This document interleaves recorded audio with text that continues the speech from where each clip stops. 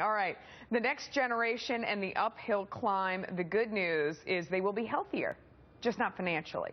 According to a new survey, just 13% of parents believe that their children will be better off financially. On a brighter note, 66% believe that they're going to live a healthier lifestyle. Isn't that interesting? Scott and Jack are back along with Hadley Heath Manning. She is Independent Women's Forum Senior Policy Analyst. That is a mouthful. All right, Jack, I'm going to start with you because we were talking in the break and you were shocked by this, that only 13% of people think their children are going to be better off financially. Why are you so surprised by that? I don't understand it for the life of me. I mean, it's one thing to be pessimistic about the economy or your own financial future, but you know, if you don't think your kids have a shot at being better off than you, then something's wrong. You're doing something wrong. And it's not really about rich or poor. It doesn't matter how poor you are. You know, with your children, that's where your shot is to make something better. Look, my kids are going to be better off than me, period. And it's not about optimism. It's about I'm going to work hard my whole life and dig and grind and spend less than I make. I mean, that's not optimism. That's just work. Hadley, what do you think?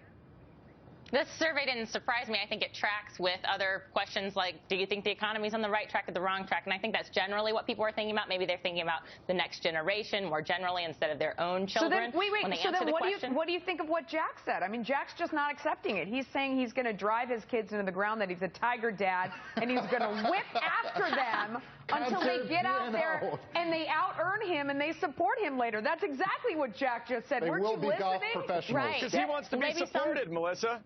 Yeah. Maybe some people think my kids will be fine, but their generation at large isn't going to be as well off as my generation. I think they're thinking about things like the entitlement system, the national debt, our healthcare system, some of the face of the country, and the public policies that we've chosen. I think that's part of their calculations when they're thinking about whether or not their children are going to inherit a better future. Scott, I think they're thinking that in this current economy, it is damn hard to get ahead. And that's what I hear from people on Twitter. The government is standing in your way, that taxes are high, that there isn't a chance to get ahead any longer. And that's what they're reflecting, is that it used to be a country, like Marco Rubio says, where you come and you work and that your kids are better off and you provide a better life. And it's this ladder ahead, and that now people don't feel that way anymore. Scott. I feel their pain.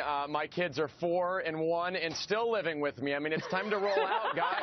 Watch out, parents. Jack Howe is coming for you. I'll tell you the funny thing, though, guys. The baby boomers, when they didn't live with their parents, they didn't support their kids like kids are getting support now. 1 out of every 2 groups of parents or single parents are supporting their adult children financially. That's scary. It is scary. And what's even scarier, the other bad news in this, it's good news that your kids are going to be healthier than you. No, it's not, because it means that everyone is living longer, right?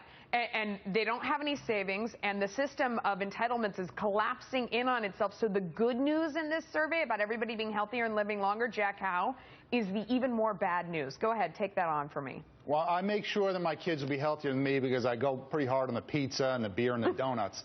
So I'm sitting a little. What about the coffee, Jack? I can't believe you give your kids pizza, beer, and donuts. But I actually do think that the overweight crisis in America has peaked. I think people are learning more about maybe some bad guidance that actually the federal government has given people for a long time on nutrition. They're starting to really change the guidelines.